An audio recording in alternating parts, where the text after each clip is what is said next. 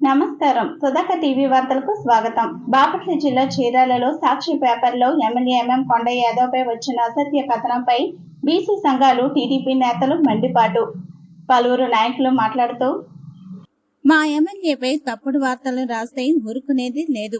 అనంతరం గడియార స్తంభం సెంటర్ వద్ద సాక్షి పత్రిక పత్రాలను దహనం చేసిన తెదేపా బీసీ సంఘాల నాయకులు. ఎమ్మెల్యే కొండ యాదవ్పై తప్పుడు కథనాలు రాస్తే సాక్షి కార్యాలయాన్ని ముట్టడిస్తాం. గత 5 ఏళ్లుగా అరాచక పాలన చేసిన వైకాపా ప్రభుత్వంపై సాక్షుల కథనాలు ఎప్పుడైనా రాశారా అని నిలదీసిన టీడీపీ నేతలు.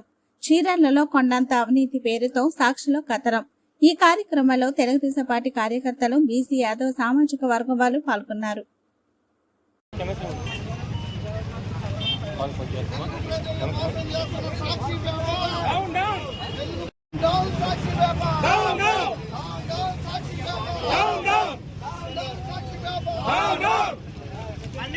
సాక్షి కథనాలను ఖండిస్తున్నాం. సాక్షి కథనాలను ఖండిస్తున్నాం. డౌన్ సాక్షి, డౌన్ సాక్షి, డౌన్ సాక్షి, ఖండిస్తున్నాం. సాక్షి కథనాలను ఖండిస్తున్నాం. సాక్షి కథనాలను ఏదైతే చీరాల గతంలో బీసీల వరకే చూసేవారు, ఈరోజు పరిస్థితి ఏంటంటే 1-2 సందర్భాల్లో అగ్రకులానికి సంబంధించినటువంటి ప్రతినిధులు వచ్చి ఇక్కడ ఎమ్మెల్యేలుగా గెలవటం, ఎమ్మెల్యేలుగా చెలాయించడం జరిగిన తర్వాత ఇక బయట నుంచి కూడా కొన్ని అగ్రకులాలకు సంబంధించినటువంటి లీడర్షిప్లు మనకి ఇక్కడ బ్రహ్మాండంగా ఉంటుందని చెప్పిన ఆలోచనలోకి వచ్చారు. అందువల్ల ఇతను డీగ్లామరైజ్ చేయాలనే ప్రత్యేకమైనటువంటి కుట్రతో ఖచ్చితంగా జరుగుతూ ఉంది. మేము ఇక్కడ అధిక శాతంగా ఉన్నటువంటి బీసీలు, ఎస్సీలు, ఎస్టీలు, మైనార్టీలు, బడుగు బలహీన వర్గాలు ఖచ్చితంగా ఆయనకు అండగా ఉంటాం.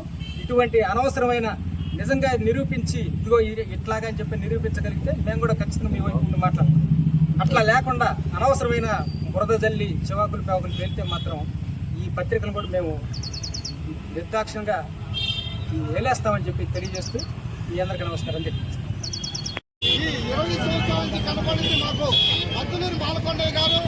ఆయన మీదే మీరు అసత్యాలుగా ఈ పేపర్లో చిత్రగీస్తూ చీరాల ప్రజలను డైవర్ట్ చేస్తున్నారు. ఇదే కానీ ఇంకోసారి రిపీట్ అవుతే మేము పేపరే తగలబెట్టింది. ఎక్కడైతే సాక్షి ఆఫీస్ పక్క పేపర్లను కూడా చూసి నేర్చుకోండి.